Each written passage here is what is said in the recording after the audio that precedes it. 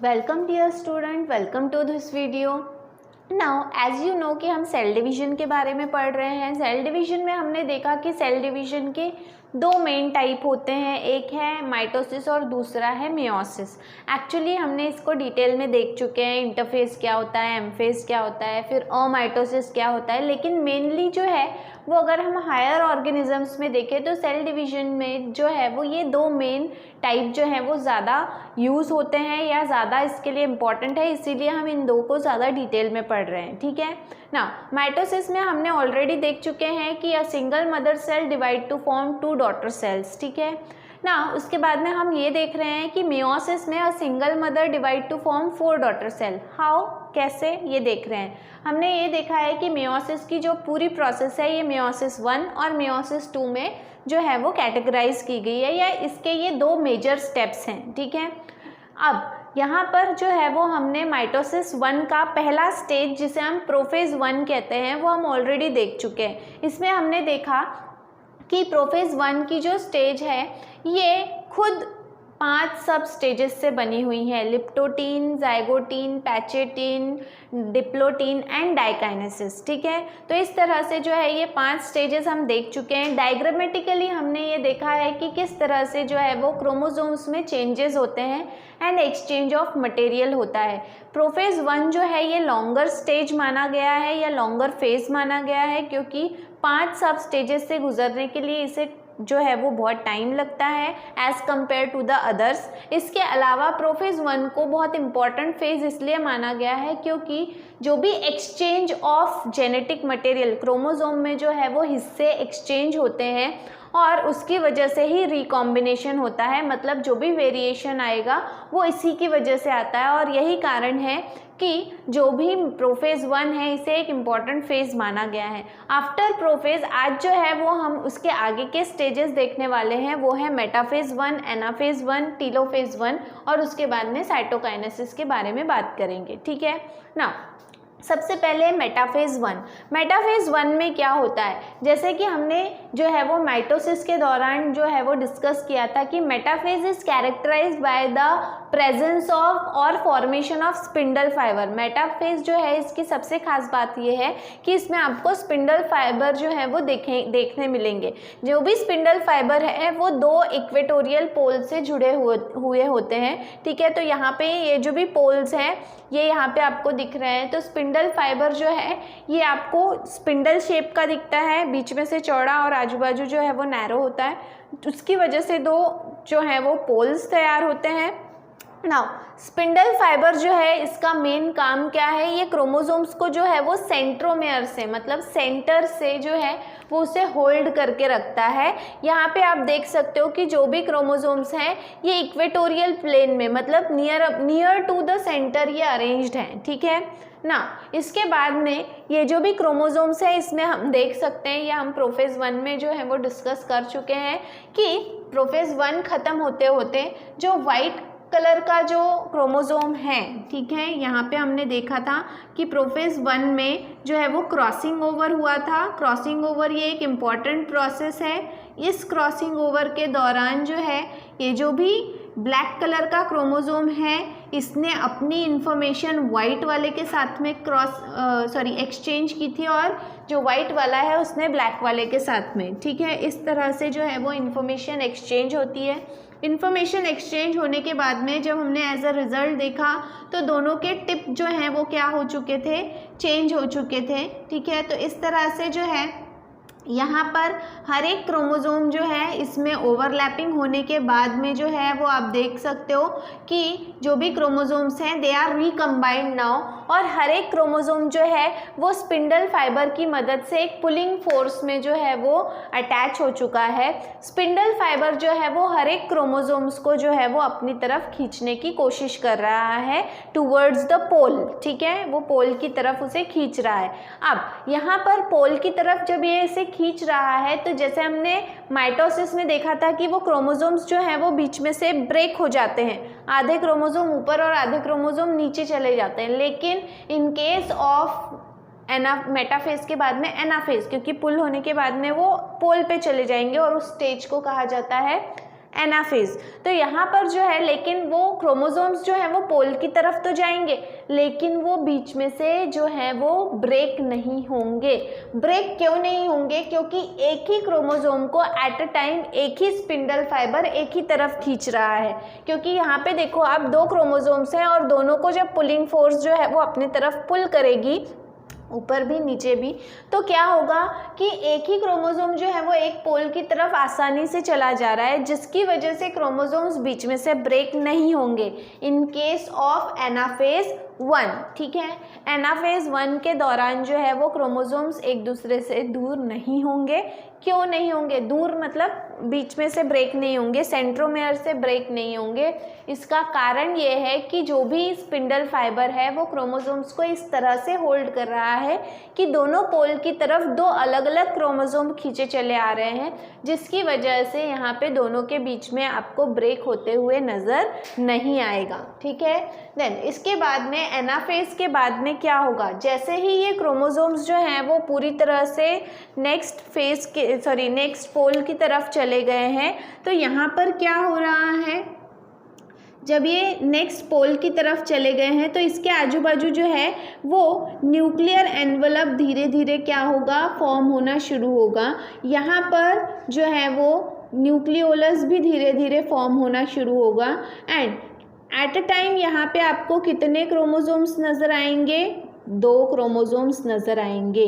ठीक है, यहाँ पर आपको 2 क्रोमोसोम्स नज़र आएंगे। दोनों ही क्रोमोसोम्स जो हैं वो रिकम्बाइंड है, मतलब उनका कुछ पोर्शन है जो क्या हो चुका है?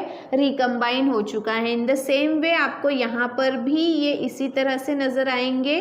ठीक है, देन यहाँ पर भी आपको रिकम्बाइंड क्रोमोसोम्स ही नज़र आएंगे। तो इन दिस वे जो है वो एनाफेज के बाद में टीलोफेज जो है वो जब शुरू होगा, एक्चुअली ये टीलोफेज का कैरेक्टरिस्टिक्स है। ठीक है, टीलोफेज का कैरेक्टरिस्टिक्स है कि धीरे धीरे आपको एक ही सेल में जो है वो 2 न्यूक्लियर एनवलप, कब होगा ये?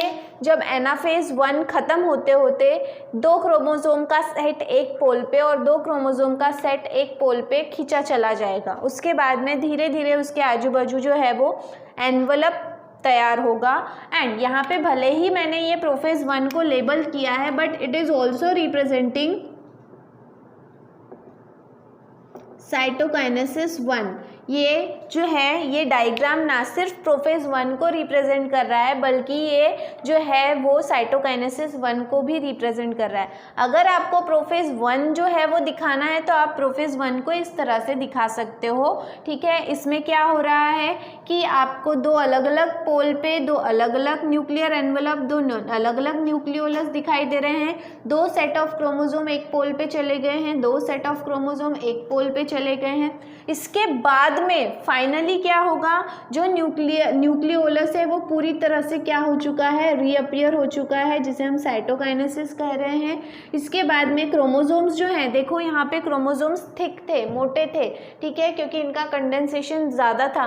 धीरे धीरे इनका कंडेंसेशन कम हो रहा है, जिसकी वजह से वो पतले हो गए। लेकिन हर एक आप न्यूक्लियस में देखोगे 2 ही क्रोमोसोम दिखाई दे रहे हैं। ठीक है, इसके बाद में न्यूक्लियर एनवलप भी धीरे से क्या हो चुका है? रीअपियर हो चुका है, और दोनों न्यूक्लियस के बीच में एक सेल वॉल फॉर्म हो चुका है। इन दिस वे एक सिंगल मदर सेल जो है वो मेयोसिस खत्म होते होते क्या फॉर्म कर रहा है? 2 डॉटर सेल फॉर्म कर रहा है। इसके बाद में जो है वो मेयोसिस 2 होगा। ठीक है, अब यहाँ पर जो है जैसे ही मेयोसिस 1 कंप्लीट होता है और एक मदर सेल जो है वो 2 डॉटर सेल में डिवाइड होती है या 2 डॉटर न्यूक्लियाई फॉर्म करती है। इन दिस केस जो है यहाँ पर आप देख सकते हो कि न्यूक्लियर एनवलप वगैरह सब तो फॉर्म हो गया है, लेकिन जब हमने मदर सेल के साथ में स्टार्ट किया था था तो मदर सेल जो है उसके पास में कितने नंबर ऑफ क्रोमोसोम्स थे? There were 4 number of chromosomes, 4 number of chromosomes थे। लेकिन मियोसिस 1 खत्म होते होते हर एक सेल के पास में कितने क्रोमोसोम रह गए हैं? सिर्फ 2 क्रोमोसोम रह गए हैं।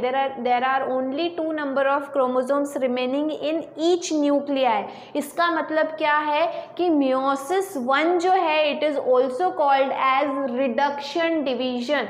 इसे रिडक्शन डिवीजन भी कहा जा रहा है क्योंकि मियोसिस 1 खत्म होते होते जो है यहाँ पर क्या हो गया, जो 4 नंबर ऑफ क्रोमोसोम्स थे they become half, 4 divided by 2 becomes 2। तो हर एक सेल में जो है वो आपको कितने क्रोमोसोम्स नजर आ रहे हैं? सिर्फ 2 क्रोमोसोम्स नजर आ रहे हैं। और ऐसा क्यों हुआ?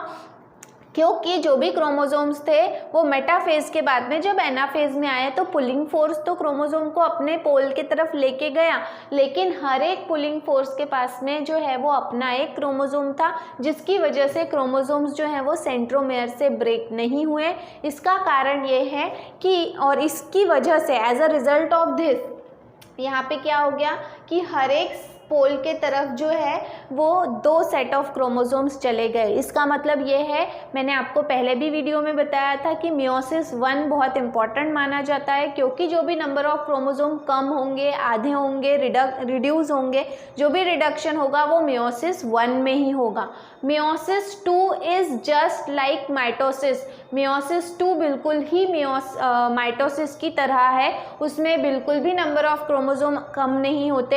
As it is number of chromosomes जो हैं फिर वो आगे के सेल्स में कैरी फॉरवर्ड किया जाता है। ठीक है, तो इस तरह से जो है वो मियोसिस 1 में हमने देखा कि मेटाफेज 1 में जो है वो स्पिंडल फाइबर फॉर्म हो रहे हैं और क्रोमोसोम्स जो हैं वो इक्वेटोरियल प्लेन के पास में जो है वो अरेंज किए गए हैं नियर टू द सेंटर। उसके बाद में एनाफेज में हमने देखा पुलिंग फोर्स उन्हें जो है वो पोल की तरफ खींच रही है, बट डिफरेंसेस की जो भी क्रोमोसोम्स हैं वो सेंट्रोमेयर से सेपरेट नहीं होंगे।